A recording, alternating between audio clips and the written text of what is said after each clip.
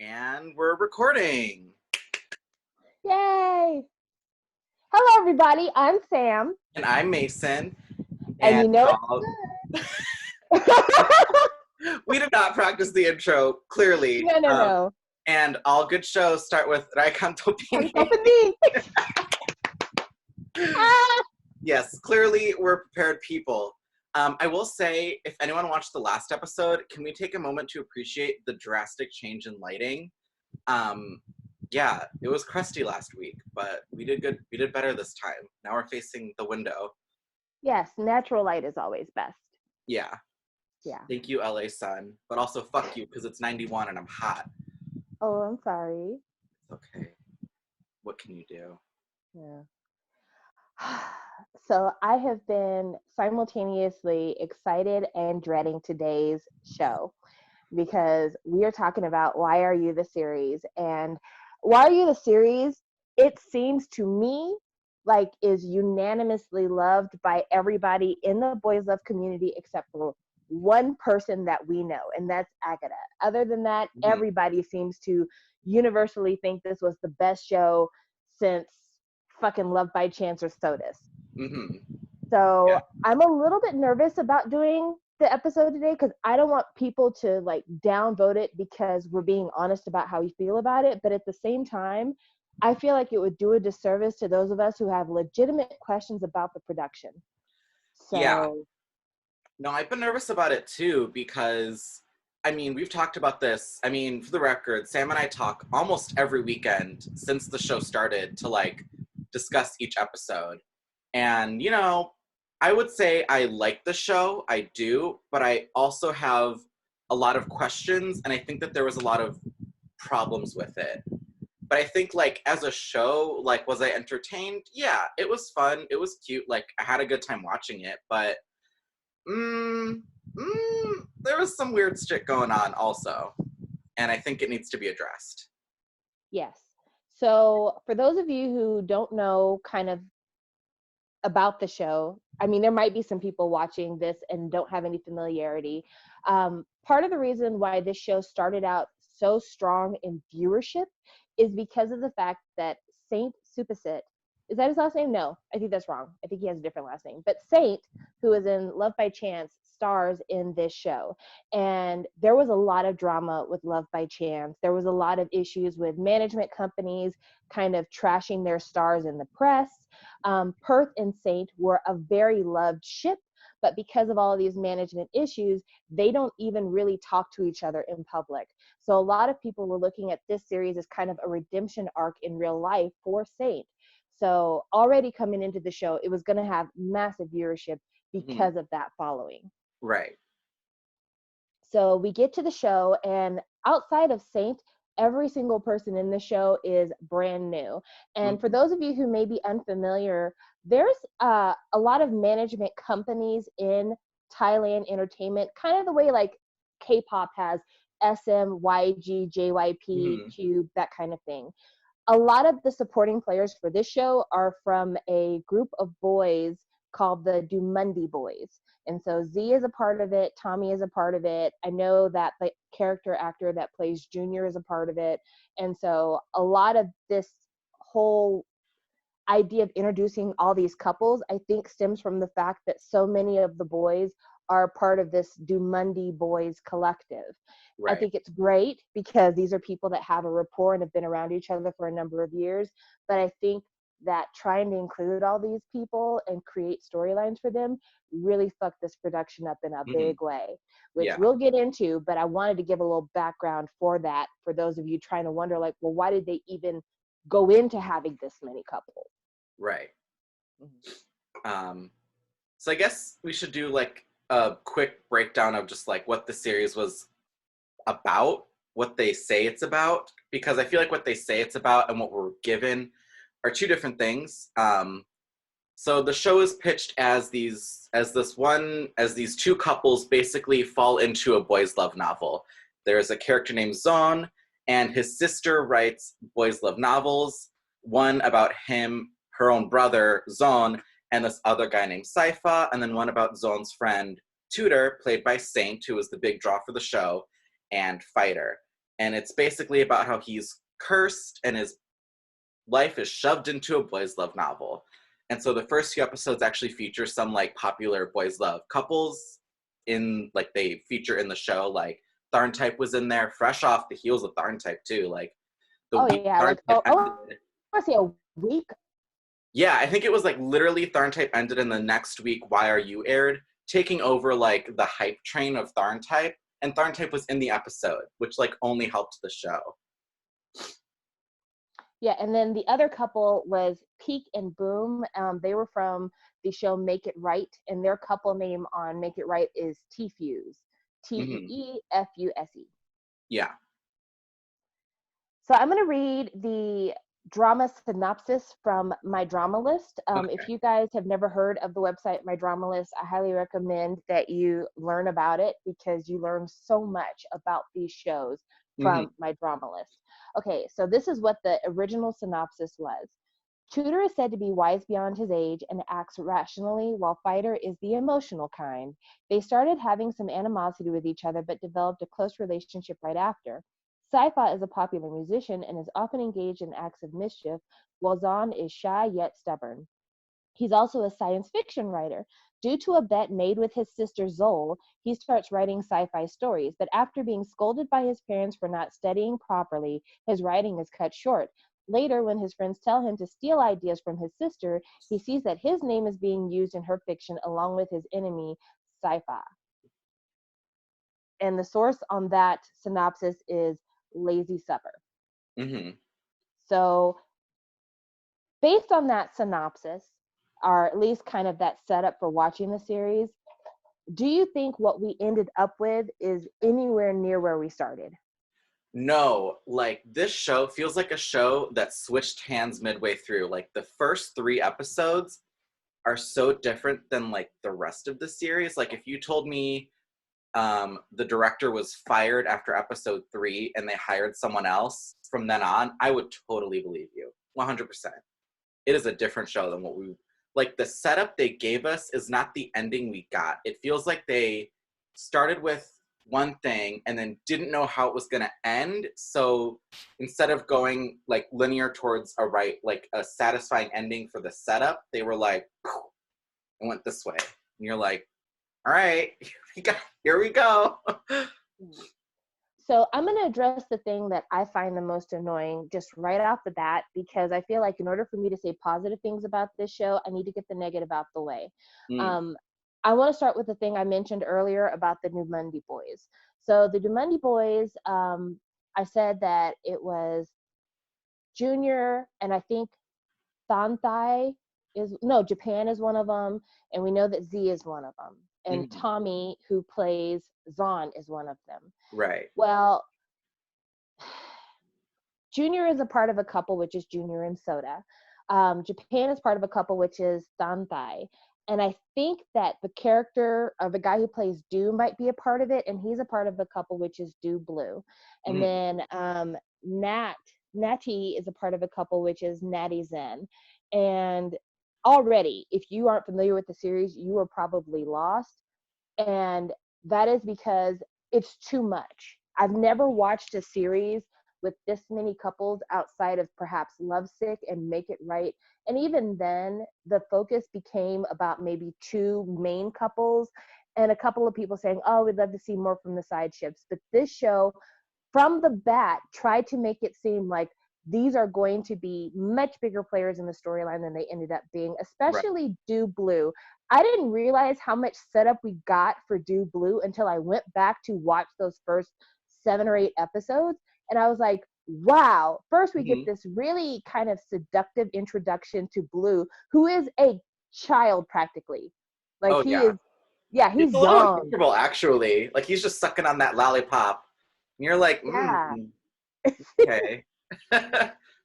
So we get this young guy who's sucking on a lollipop talking about, I can eat lollipops and play soccer. What? So they're like, okay, Viking. Uh, but he, sometime in, I guess, episode 3, asked Zol, who is Zahn's sister, if she will include him into her boys' love world, which is crazy. No, I'm sorry. I take that back because I took notes. I took notes, so let me make sure I quote this correctly. Zal asked Blue for permission to use him in her story, which that will be a point that I'll bring up in a moment. But asked for permission. Do then says, okay, cool, but I need you to fix me up with Champ. And she's like, no, I'm going to fix you up with this guy named Do. And so we get Do Blue, and we get this interaction of like this sexual tension. Well, not sexual tension, but like this. It's basically the same storyline for them that it is for every single couple so far that became main couples. So Saifa and Zahn, I'm going to tease you because I like you. Fighter and Tudor, I'm going to tease you because I like you. Do and Blue, I'm going to tease you because I like you. Yeah. So they set up these moments of showing like Do's repressed longing turning into I'm going to pick on you. And then around episode 5, nothing. And it's like, why would you set us up with introducing him through this lollipop scene, making sure that he has screen time with Zol, who's Zahn's sister, showing us the setup between him and Champ and Do, and making it seem like there might be a love triangle here, and then we just completely drop him from the storyline. Right. And that's just the best example of how introducing so much stuff, you end up dropping it by the wayside. And so it's like, why even start this in the first place? Why not just be like completely upfront and speed through these relationships instead of making it seem like it's going to be a tease and it's going to mature and everything else? You ended, I want to say it's episode 5 maybe, that they ended seeing Do and Blue together. Like they were shown like with different people in the cast, but they weren't really shown together. Then all of a sudden we jump to episode, I think it's 12, and they're fucking. Yeah, and that's the last we see of them too, is it's like they hate each other, and then the next time we see them, they're like snuggling on the soccer field, and then Blue's like, you want to come into my home? And Dude's like, hell yeah, and then he goes into his bedroom, is what it seems like, and you're like, what the fuck? We missed quite a bit here. How much time has passed? Like, I have questions. And then I put a note here that when Zol was talking to Blue about him being included in her story, she told him it would be a soft ship. How does a soft ship turn into an invitation to fuck? No idea. Well, okay, so I have 2 things. One of the reasons, so I totally agree with you that people are going to get lost hearing this explanation, because I'm lost hearing it, because it's not my job to research everyone's name on the show and remember their name and face. It's the show's job to make me remember them. I was rewatching the show. I fucking forgot what half these people looked like and what their names were. Even hearing it now, I was like, I know Japan is a character, but I can't place a name to a face. Like, I can't. And I don't think that's my fault. I think that's the show's job for not doing a good enough job of setting up these characters or giving them anything for me to care about, because they would come in so, like, they just felt so ancillary. Like, they'd come in at random times, they'd have, like, one small scene every few episodes, and it just felt like, I was like, oh, well, I can tell this is probably not going to go anywhere, so why do I care, you know? So yeah, I don't know who these people are, honestly. I know some of them after, like, a lot of, and I think some of them are, like, Zahn's friends, but I'm not sure. And then there's like this one kid with braces that I think got that I think is like paired with a guy, but he also likes Zol. And I'm like, whoa, what? Like, there's a scene where the guy likes him, but he likes Zahn's sister. And then the very last episode, they're showing all of these couples together, right? They're doing like this, here's everyone that got together. And he's with this other schmo, and I'm like, who the fuck is this other schmo? I do not know him. I guess he's been in the show. There was another straight couple, which again, I'm like, have either of these 2 people been in the show? Did you catch that? There was I know who they all were. I knew who all of them were. And it's not because I've just am such an avid watcher of Boys Love. It's because, again, I went back and I watched stuff and I took notes. So the Natty, Zol, and Zen storyline would have been fantastic if we got to see it. So here's the setup. Natty is one of Zahn's friends, and he has a crush on Zahn's sister Zol. At some point, He's the one with the braces, right? No. He's the one that looks like Jackson, but with longer hair. Oh, okay. Okay, so he has a crush. I So he only swear I likes. watched the show. It's not my fault. They did a bad job with this part. So he has a crush on Zoel, and he asks for Zoel's line ID. And Zoel then gives him a line ID and then hands her backup phone to Zen and is like, hey, I need you to talk to this guy on my behalf because he's been bothering me. This Right. is a perfect setup for like a Cyrano de Bergerac kind of Roxanne storyline where they get to know each other over line. He thinks Right. he's talking to his soulmate, and then he finds out he's actually been talking to his friend the whole time. And then when he realizes that, like, well, I've never dated guys, but I feel really comfortable with you. And I was falling in love with the person I was talking to over line, but you also deceived me. And also, we're friends because we're part of Zon's friendship group. When we first see Zon's friend sitting at the picnic Mhm. table, he's one of those guys. Right. Also, Zen never gets a chance to show kind of either his jealousy or his resignation over the fact that he had a little thing going on in terms of like having a crush on Zon, but not actually being able to push it all the way because I don't think he knew that Zon was gay because Mhm. Zon had been dating a girl before. That's the whole Mhm. reason why him and Sci-Fi were fighting.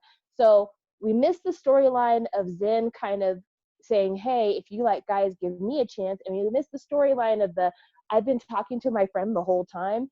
Both Right. of those storylines never came to fruition. And those are shows that I would actually love to see. Yeah, I think that's actually one of the most disappointing parts of Why Are You is the setups for a lot of these couples, the like side ones are interesting and I'd love to watch that show. I would love a Do Blue show.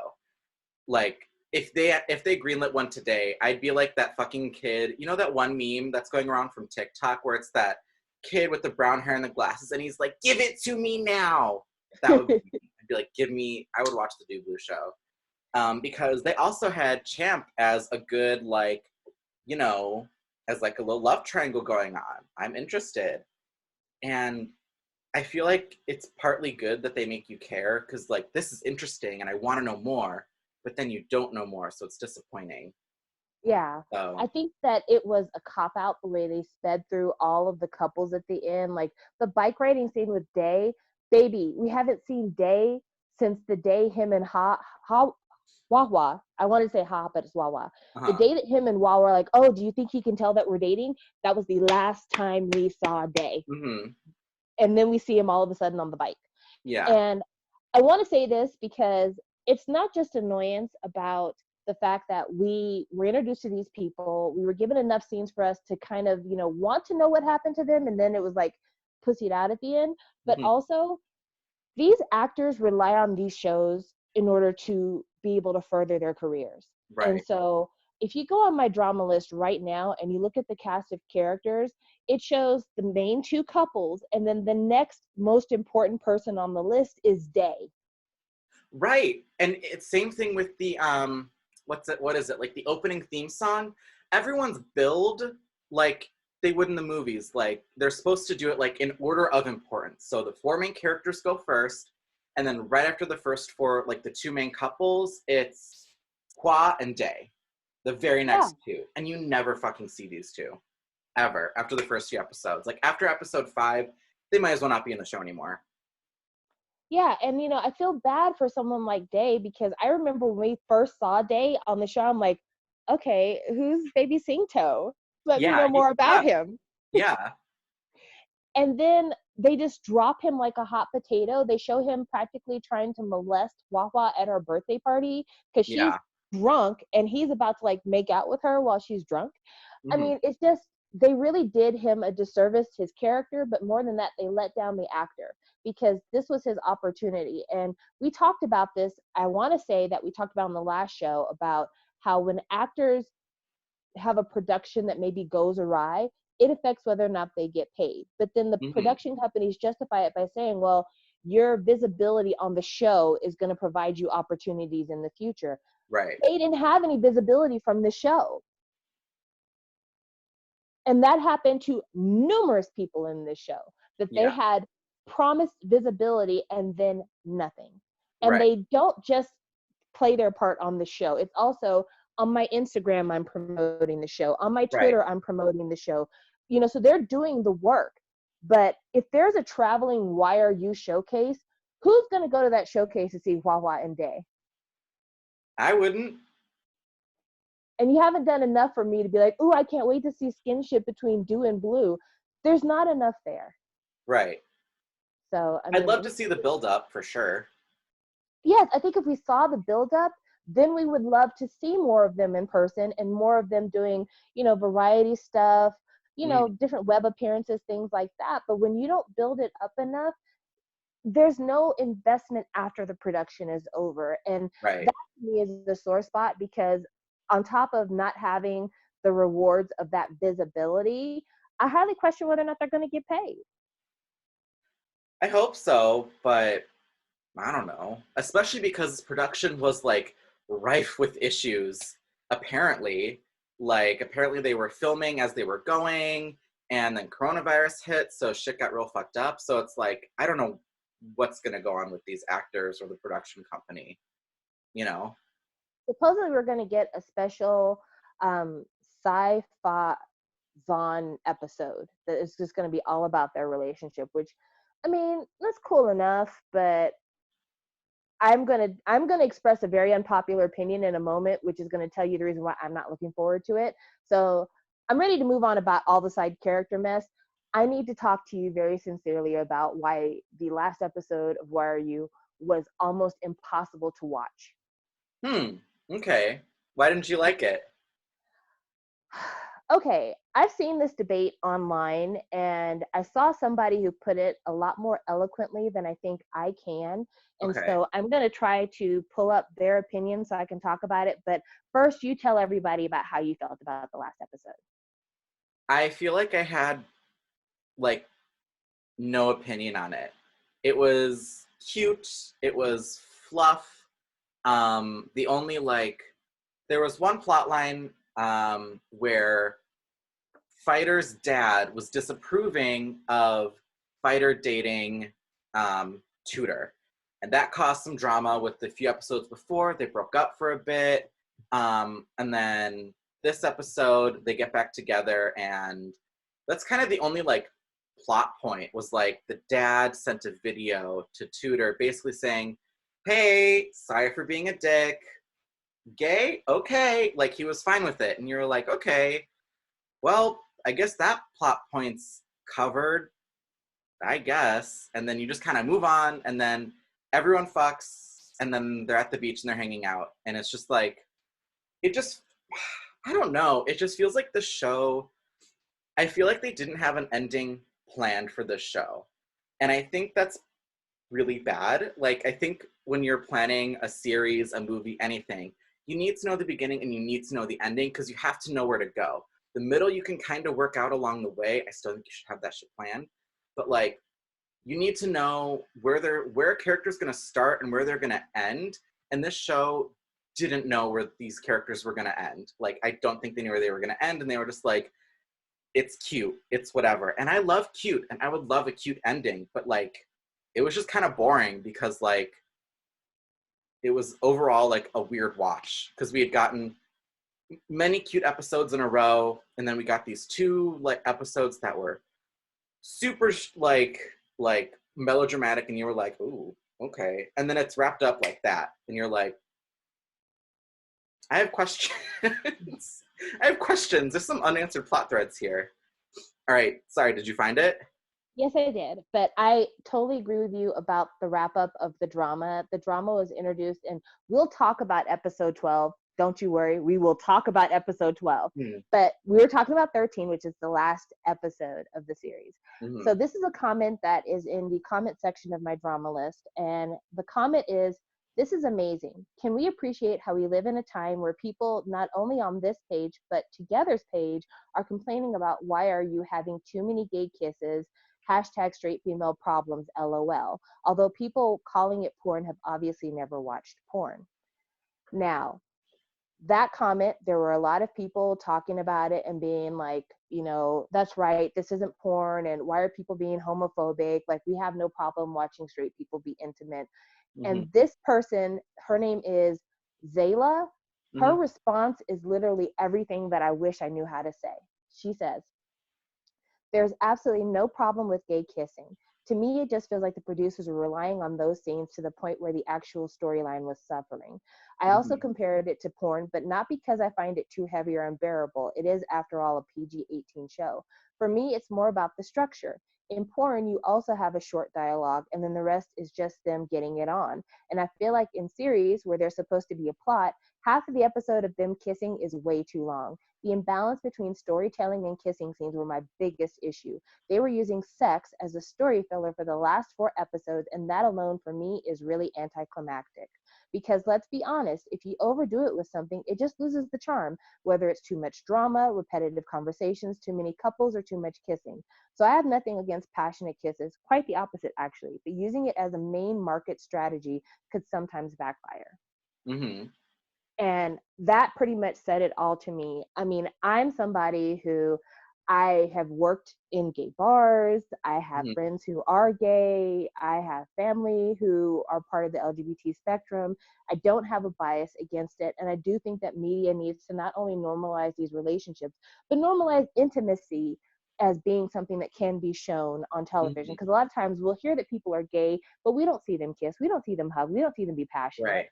But I think that I grew tired of seeing Fighter half naked.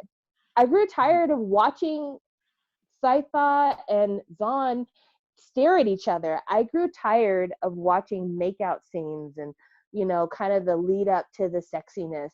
And it has nothing to do with me being like, oh, that gay shit, get it out of here. It's more like if this was a show with a straight couple and we spent as much time as we did on this show watching the straight couple make out and grope each other and kiss each other, I would be just as bored. Yeah. And we know for a fact because they talked about how COVID made them have to extend the fighter tutor scenes. They basically used the intimacy and the outtakes of intimacy to fill in the gaps of not having enough storyline. And it Right. really made it to where I lost interest and I had a really hard time forcing my way through this last episode. Right. I'm glad we watched it at 1.5 speed.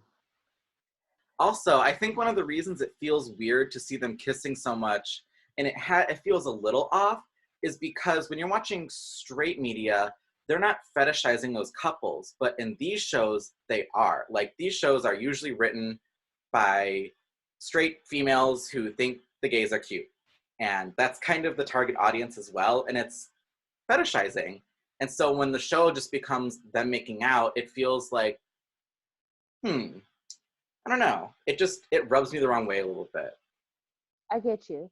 And that was another reason why I felt like I wanted to have you talk about it because I know my perspective as a mostly straight female, but your perspective as a gay man, do you feel like this was too much or it was just enough? Or like, I almost feel like I don't have a right to talk about it because this isn't my story to tell. But also, there's no way that you can escape the fact that this was a story written by a woman, as far as Mhm. I've heard. Candy On, I think, is the name of the author. And there's a point in the episode where, well, not in this episode, but before when I was talking about how Zol asked Blue to be in her fanfic, and he says, anything for you, Candy Zol. So Zol is basically a kind of step in for the author. Right. This is a woman writing these stories. And I feel like for her, the intimacy is a big draw because it's what draws in readers when you're writing fan fiction. I know when I write fan fiction, people are waiting for the smut scenes. Hmm. And so I feel like in a way, she's doing the show is doing the same thing that she was doing as an author. It's I'm pulling you into my story because you're waiting to see them getting on.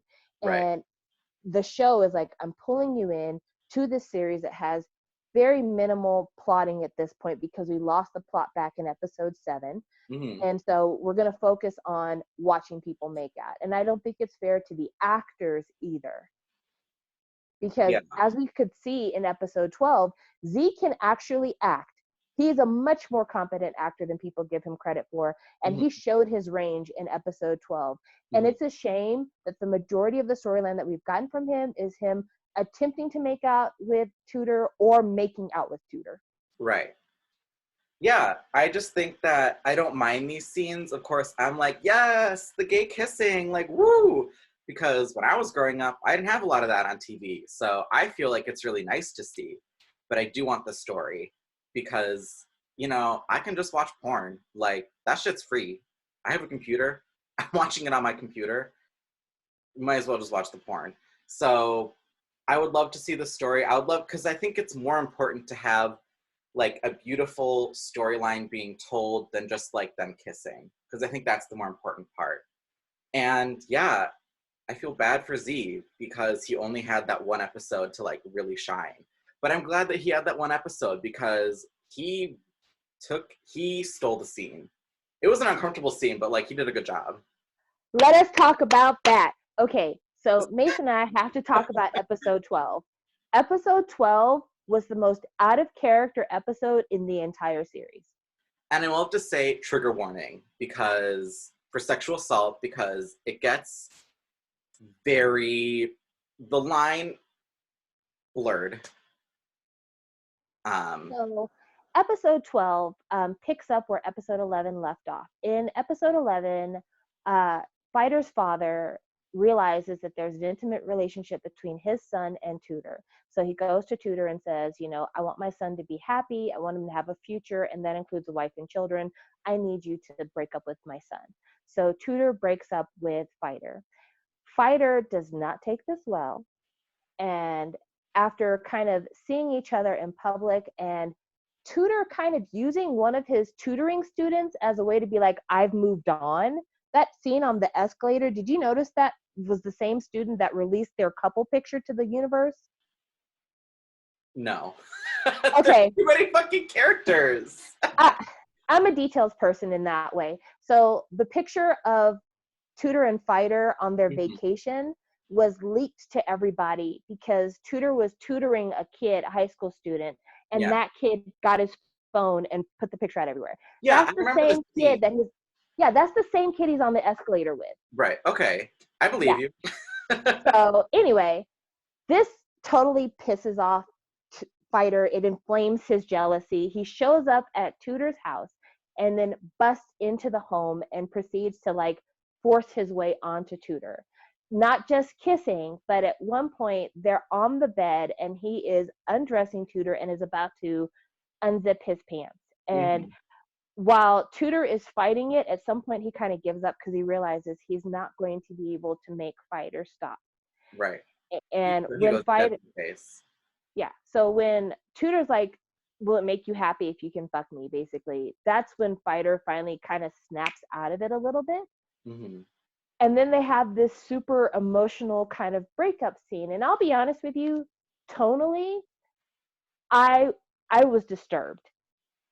Tonally, I was disturbed. I appreciated seeing Z like with the tears and like, I don't understand, but I feel like it almost should have been in reverse. Like he should have come into the home and broken down at that point and been like, I don't understand. You're the only person I've ever loved. I was afraid to show these feelings. Like, I would have loved to have seen that. And then when Tudor's like, I don't want to give back, I don't want to take your necklace that you insist that I have. If that had kind of prompted him to kind of, I hate to say this, rage rape, that almost would have made more sense. But for him to realize that he was about to sexually assault Tudor and then be like, I feel comfortable enough to share my emotions with you now. Like, that bothered me. It bothered me because I felt like that was a moment when he should have realized I'm kind of being a monster here. I need to leave. And that's not what happened. I really think they should have just done away with that whole scene with the sexual assault part because I like them talking about it. I like Z or like Fighter crying and being like, I don't understand why you broke up with me. Like, you didn't give me, like, you told me you love me and then the next day you break up with me. Like, I need an explanation. And he's right to get one. Like, I agree. But it was really uncomfortable and it was out of character because the entire time, Fighter's character is like, I'm going to fight to protect you. That's why his name's fucking Fighter. These fucking characters have names that represent who they are. Fighter is Fighter because he wants to fight for his love. He wants to fight for his man. Tudor is Tudor because he fucking tutors people, okay? Like, very... Well, then he teaches Fighter how to love. Yeah. So kind of Tudor. But yeah, it was extremely out of character because when they were on the beach, Fighter many, many times held back from going all the way with Tudor because like I promised you that I wouldn't do anything until you were sure about your feelings. Right. So if you're saying I want to make sure that any contact we have, you're completely consenting both physically and emotionally, why would you then flip the script and bust into this man's house and attempt to rape him? Right. It was really weird. I did not like that scene. Yeah. And there was never an apology for that. Like all the way through episode 12 and even into episode 13, it's never addressed again. I mean, when stuff like that happens in these shows, it never is addressed. So I guess I wasn't expecting one, which sounds bad, but like, I don't know. Like, it might just, I don't know if it's a cultural difference, but like, this happens in like Yaoi and stuff a lot too. Like, it's not just Thailand where these problems come up in their boys' love. Like, when I read like a lot of like Japanese boys' love, same stuff happens, and you're kind of like, are they going to talk about this? You know, when we get to Tharn type, we're going to have to talk about it again too. So, So I am going to recommend a video to everybody here. There is a YouTuber who goes by the name of Moon's Consort.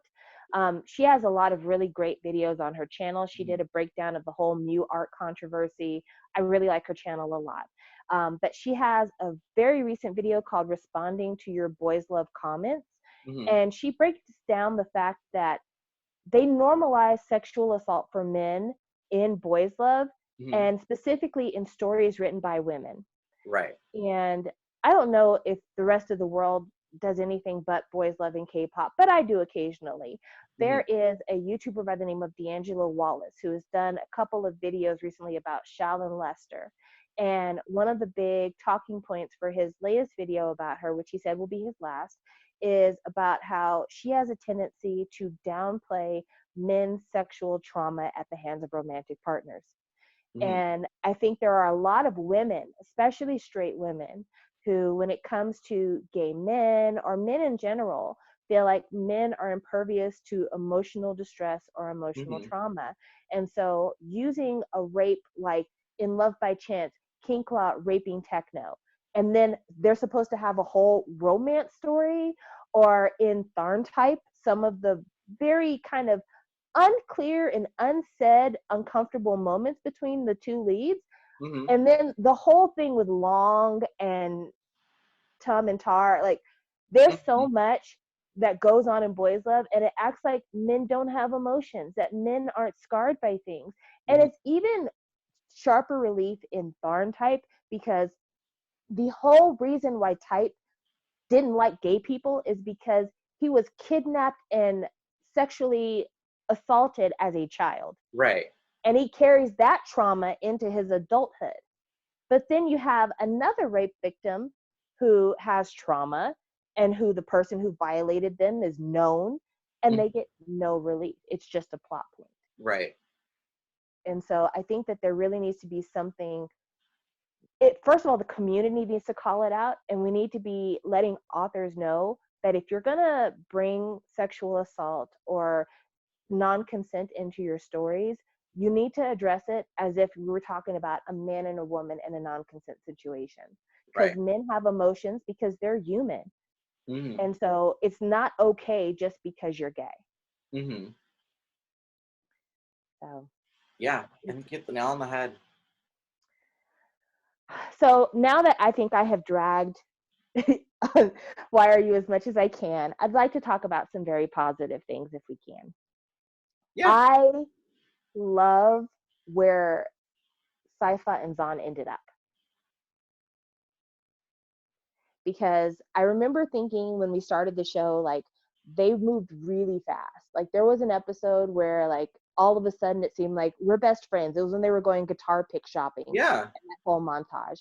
But as we got glimpses of them here and there, especially on the lead up to their performance of their football fundraiser song, Mm-hmm, you started to see that like they're fun. They're a fun couple, and it was mm-hmm, nice to see where they ended up at the end, because more than Fighter and Tudor, I think I really felt like those two got to their romance through their friendship.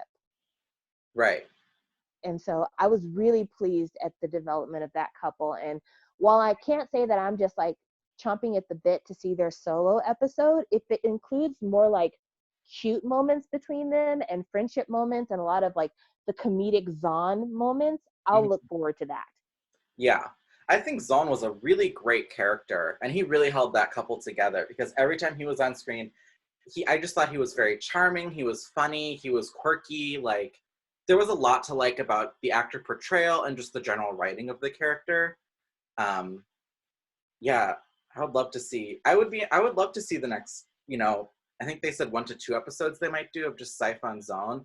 Maybe giving us a little bit more build up or a little bit more of the in-between that we didn't get in this show because of the scheduling issues and coronavirus.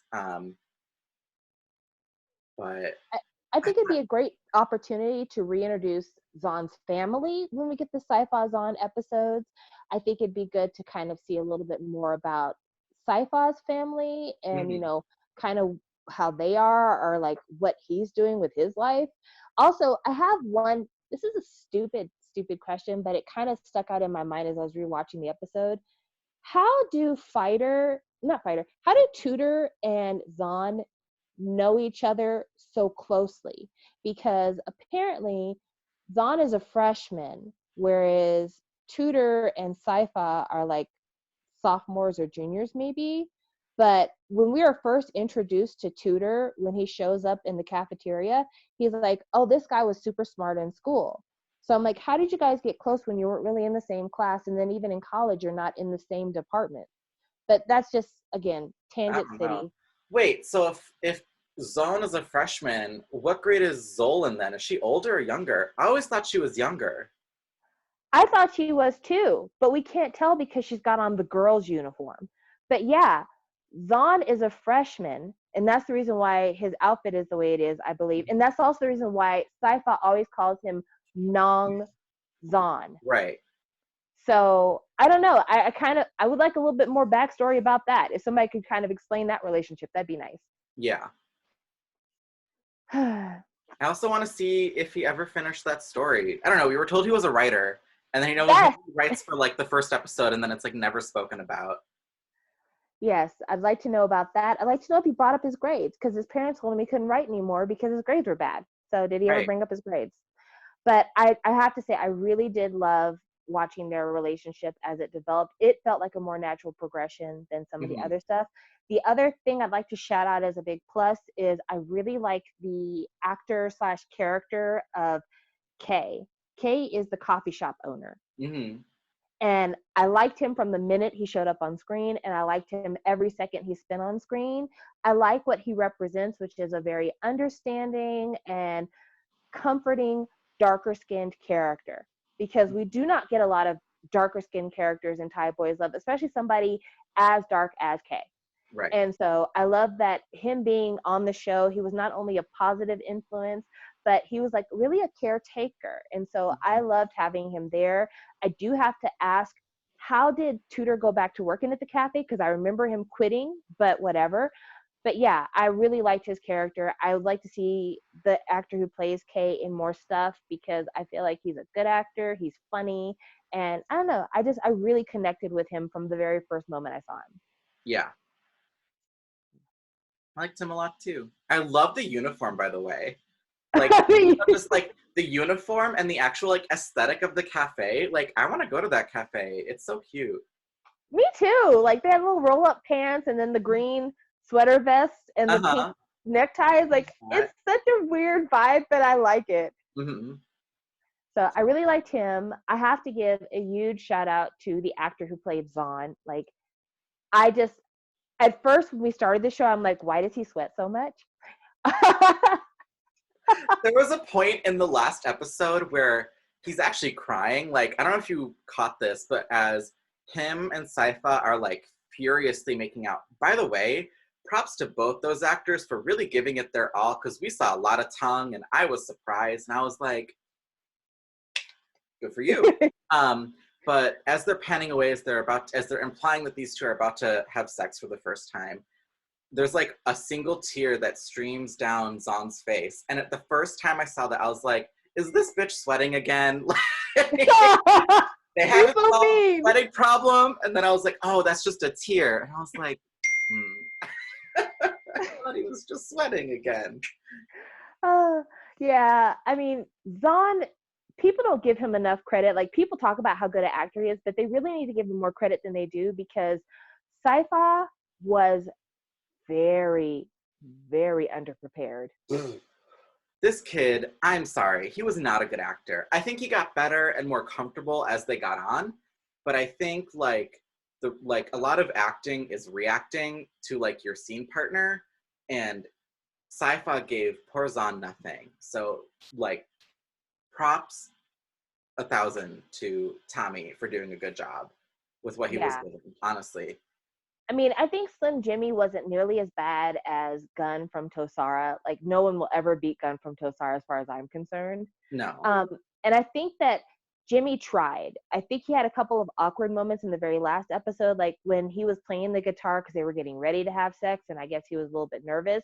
Some Mhm. of his kind of like wide-eyed nervousness, it played a little broad, but there was a moment or a couple of moments during the show with Sci-Fi and Zahn that I remember thinking, okay, this is where I see it for this couple. Like, Mhm. right after they got off stage at the football fundraiser and they had the forehead nose kissing, I thought that was really sweet. It was good. Um, yeah, the time that they spent in Sci-Fi's bedroom, those scenes were always really good. Yeah.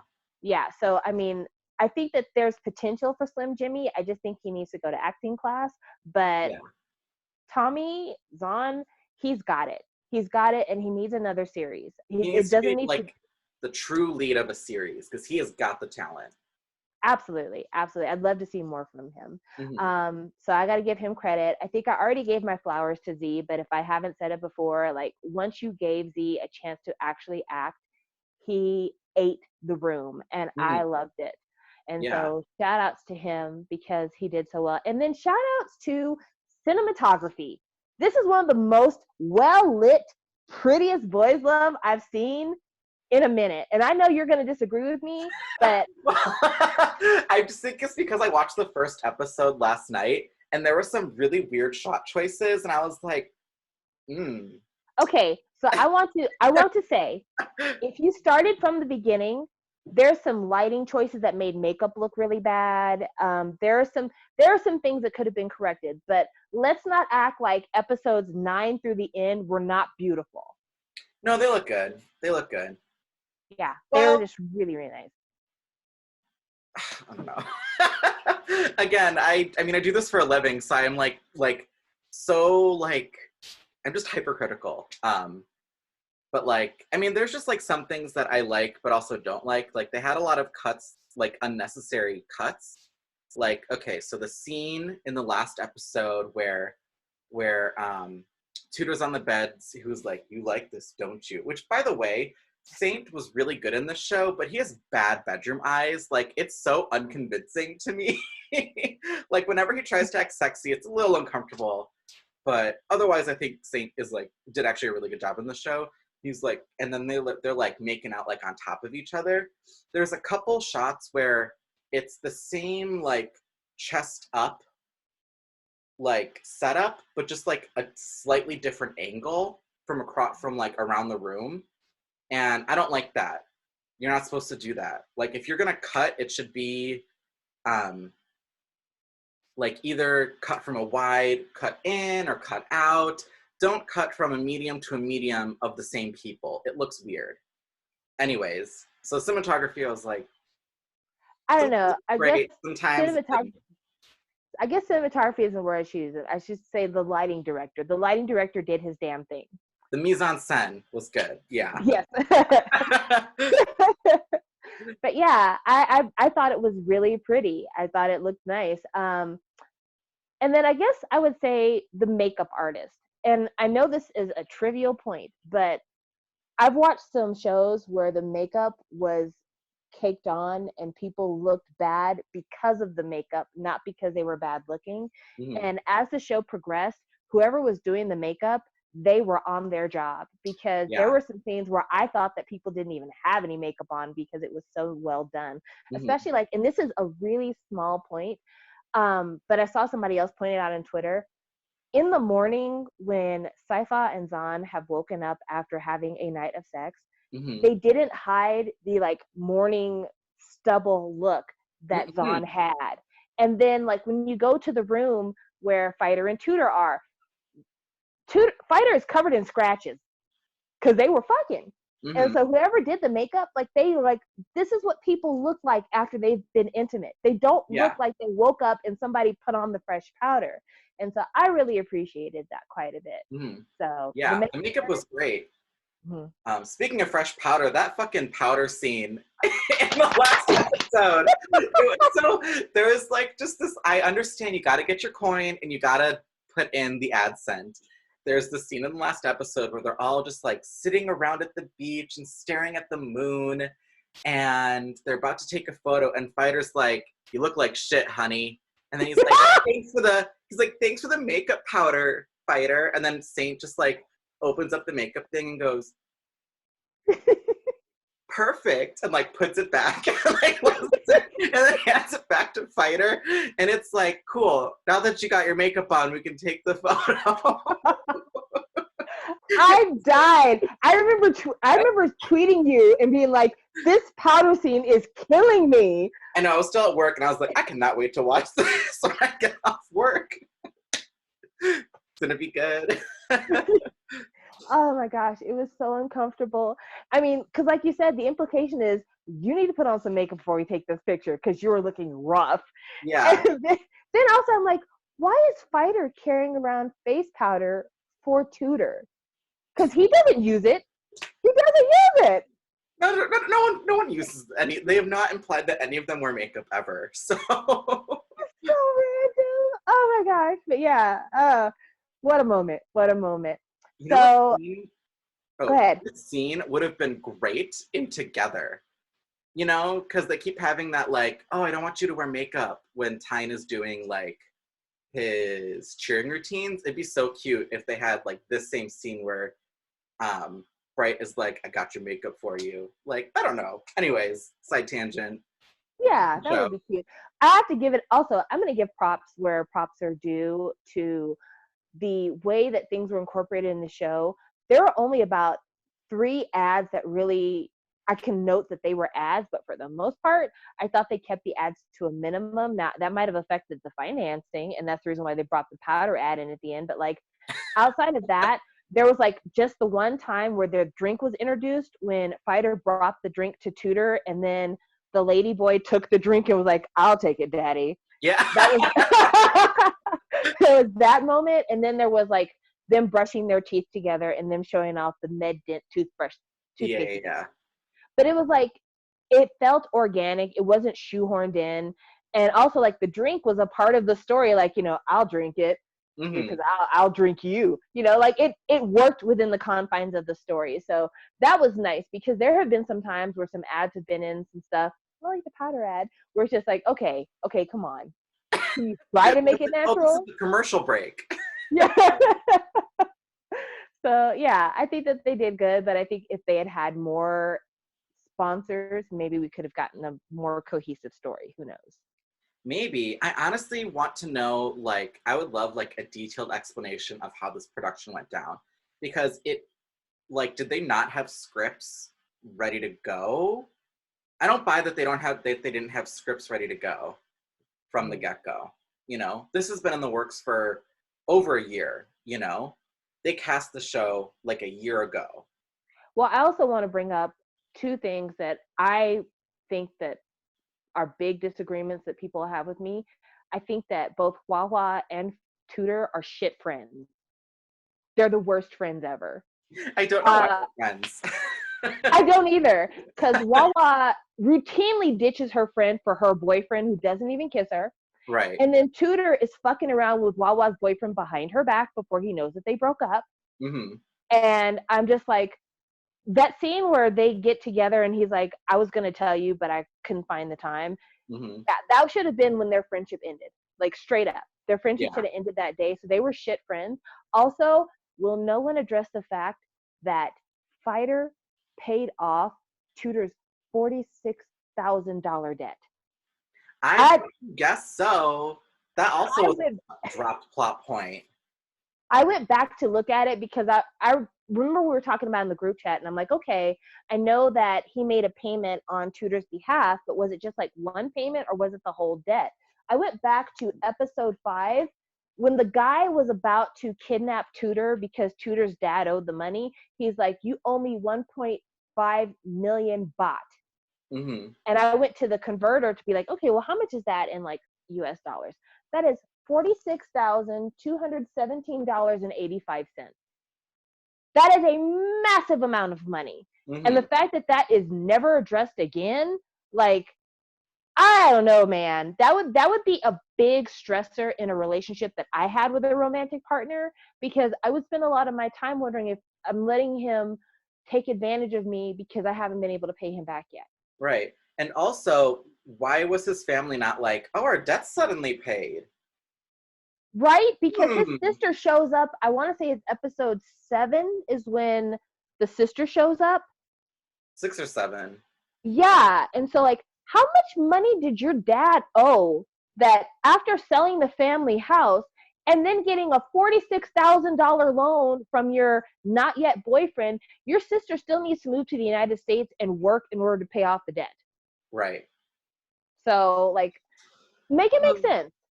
Man, whenever I think of that scene, I just think of, have you seen that one Drag Race clip where it's Shangela being like, I don't have a sugar daddy. I've never had a sugar daddy. Could I go out and get one? Yes, because I'm what? Sickening. You could never have a sugar daddy because you are not that kind of girl. It reminds me of Tudor. Like, and then he goes, what? A sugar daddy. Pretty much. Listen, like, life could be worse. If Fighter was my sugar daddy, I would not be complaining. So, like, here's where you could have done something totally different with this story. Instead of the conflict being that Fighter's father is upset that he's dating Tudor, Fighter's father should have been upset that you gave your boyfriend $46,000. Yeah. That could have been a story. And he'd be like, I don't trust him pissed. because I think he's using you because you just gave him $46,000. Right. I'd be pissed. Yeah. Like, I would hate my child's boyfriend or girlfriend if they took $46,000 from my child. I mean, how does Fighter even have access to that amount of money? Like, I get that they're rich, and I would say, like, okay, he probably has, like, a couple $100 in his wallet or something. But I would not give my 20-year-old access to $46,000. Are you shitting me? Absolutely. Yeah. So that would have been where I would have had the fight. And that could have gone on for several episodes. Like, when are you going to pay us back? I'll trust you with my son when you pay back the money. Mm-hmm. But, you know, I don't write these things. I just watch them. So I think I've said everything that I have to say about Why Are You. If I had to give the series an accurate rating, I would give it a 7.5 out of 10. I have one more thing I want to say. Sure, go ahead. Zol writing smut about her brother is an uncomfortable implication that should not have happened. It's uncomfortable. Me and my daughter said that on the very first episode. We were like, okay, what the fuck is going on here? You are imagining scenarios where your brother is getting dicked down by men. Like, it's not even if it was women, it wouldn't be correct. It's just like, why are you even imagining your brother getting dicked down? That is so uncomfortable. It reminds me of that episode of Catfish where the guy finds out that his cousin has been catfishing him for years. You never should have called me a fat ass Kelly Frey. The Tony voice. Like, honestly, that's what it reminded me of. Agreed. Yeah. But you're right. Like, that is something that needs to be talked about. Like, the fact that the parents knew that their daughter was writing this and they didn't say anything to her, that's shocking, because the mom knew that the daughter was writing fanfic because she got all excited about the fact that her fanfic was getting published. Right. So, like, would your parents not have had a problem that you're writing these sexual scenarios about your brother and the guys around him? Right. Yeah. But yeah, I stick by my 7.5. I don't know. I think I don't want to say. I think I was gonna make people mad. I would maybe give it a 6. I think it's just slightly above average because there's too many dropped plot points, dropped characters, dropped things for me to like say that it was a good story. It was an okay story. but it was held together by solid acting and solid like couple like interactions. I feel like I enjoyed it about an 8 out of 10. Like I really enjoyed watching it. I look forward to watching it each week. But like if I were to like analyze the story, it's like a 6. So I'll give it a 7. Well, I give it a 7.5 just because I feel like definitely it opens the door for the way that we address intimacy amongst these gay couples in Mm-hmm. shows, and it kind of raised the bar for that. So I think that's noteworthy. And also, like I said, I think it's a really pretty series. Mm. Um, and there are some good acting moments just off the strength of like Zahn and Z, or Zahn and Fighter and Tudor. I think it deserves a bigger score. But all of the stuff with the extra couples and some of these plot lines that just weren't really fleshed out the way they needed to be, Right. that's what takes it down to the score that I gave it. Right. Okay, so I know that in the first episode of our show, I said that I would give everybody like an Instagram of the week to follow. But instead of giving you an Instagram of the week to follow this week, I am going to recommend a series for you. It is a series called Gay OK Bangkok. It's kind of like a Queer as Folk, but in Thailand. It's very much that kind of the real lives of adult gay men and their relationships and some of the hard things that go on. Mm-hmm. The reason I'm recommending this series this week is because one of the actors died this past week, and he was really good in the series. He was a really sweet guy. He owned a coffee shop, and that was his main gig, is the coffee shop. But he was one of the first times I've ever seen a larger Thai actor kind of cast in the role of a romantic lead in a show. Mm-hmm. And the guy that they casted him with was a really buff, fit, great looking younger guy. Mm-hmm. And so I don't know, it it made sense in the storyline, and I think you need to watch the show. But a lot of times when we're watching these shows, we're watching them with guys who are straight actors telling gay stories. And the Mm-hmm. thing that's so great about Gay OK Bangkok is that it was gay stories told by actual gay men. Every actor on that show was a gay man. Mm-hmm. And so it's sad to lose somebody who is brave enough to be able to let himself be cast in that way, because the industry is foul and they don't want to hire you if you're gay. But also just he lived a really decent, peaceful, nice life, and he gave us a piece of art that I really enjoyed. So I encourage you to go and watch Gay OK Bangkok, or to watch the season 2 of Gay OK Bangkok. But he was really good, and he will be missed by his friends. Mm-hmm. I haven't seen it, but I'll take your word for it. It's definitely one we could review here too. Yeah, I mean, if you have ever watched Queer as Folk, both the British version and the American version, that should give you some Absolutely. context as to what we're talking about here. Yeah. But definitely, like, it's not, oh, I'm worried that my friends aren't gonna like me because I'm gay. It's a show about, one person who's extremely promiscuous, and when it's time for them to kind of establish a romantic relationship, they're kind of too immature to be in a romantic Right. relationship. It's one guy who he is gay and is in his 30s, but has actually never had sex with a man before Mm-hmm. because he's so socially awkward. And then it's a younger guy with an older man, and this older man is kind of like, I don't really want to have sex all the time. I don't really want to do a lot of things that a younger man does. And Right. their relationship ends up breaking up because the younger man's like, am I sacrificing my freedom for the security that this older man brings me in terms of having a place to stay, having money to spend, and having somebody I can rely on?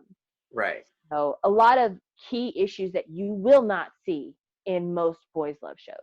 And Right. so, yeah, if you are really an ally and you really want to know what's going on behind the scenes in Thailand, I recommend you watch. Mm-hmm. Well, I hope if anyone's watching this that really likes Why Are You, I hope you don't feel offended. I hope you know that we did enjoy the series, and you are welcome to like it as much as you want. And I am glad if you liked it because it's a fun show, and it's nice to have a fun hobby in boys love. It's fun. Yes. So, what are we reviewing next week, Mason? Next week is going to be the last episode of End of Love, Love Mechanics, if you want to talk about that, or we can talk about something that we both already watched before. Isn't Together ending next week? Or is it the week after? I want to say it's the week after because I think Oh, this was okay. episode 10 that played this weekend. Oh, you're right. Man, that show's almost over. It's so weird watching these shows in real time. Like, I remember when, like, Why Are You was even, like, announced. It was, like, what, August of 2019, if not earlier?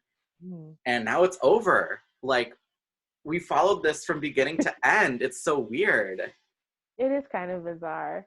Well, I mean, like I said, Love Mechanics is ending this week, but there's always Red Wine in the Dark Night. I'm honestly thinking, because it's going to be a busy work week for me, Red Wine in the Dark Night might be the one, but we need to do it with drinks. Yes. Okay. So I am willing to do day drinking in order to talk about Red Wine in the Dark Night because it has to be discussed. Because I It think does. I think for me, there's two things I get pleasure out of: a really well shot, well crafted show like History 3, or a clusterfuck like Red Wine in the Dark Night. It's in the almost it's so bad it's good category. Yeah, let's do Red Wine and the Dark Kiss. We have to change our filming time for those who don't know. It is 10. We start filming at 10 a.m. LA time. This is too early for me to get drunk. It's too early, Sam. I can't do it because you know I'm Okay, lightweight. okay. So I need to like. We'll discuss this outside the show. But okay, so Red Wine and the Dark Kiss. I guess we'll be drinking wine. Woo! I'll be Yeah. drinking soju because I'm not a wine girl, but I will find some red food coloring to put into it. Don't you worry. Oh, okay. I'll be drinking Angry Orchard as I look into my computer is currently on top of a mini fridge right now, so peeking in the Angry Orchard I have. All right, cool. All Okay, well, right. thank you Well, guys so much. yeah. Thank you for watching. Hope to see you next week. Please leave a comment. I don't know. Just engage with us. Yeah, we want friends. Give us Yeah. friends. Follow us on Twitter. I should put our Twitter links. Yes, please do, even though your Twitter is private. But yes, put our Twitter link. It is private. I can put my public one. All right. Bye, everyone. Have a great day. Bye.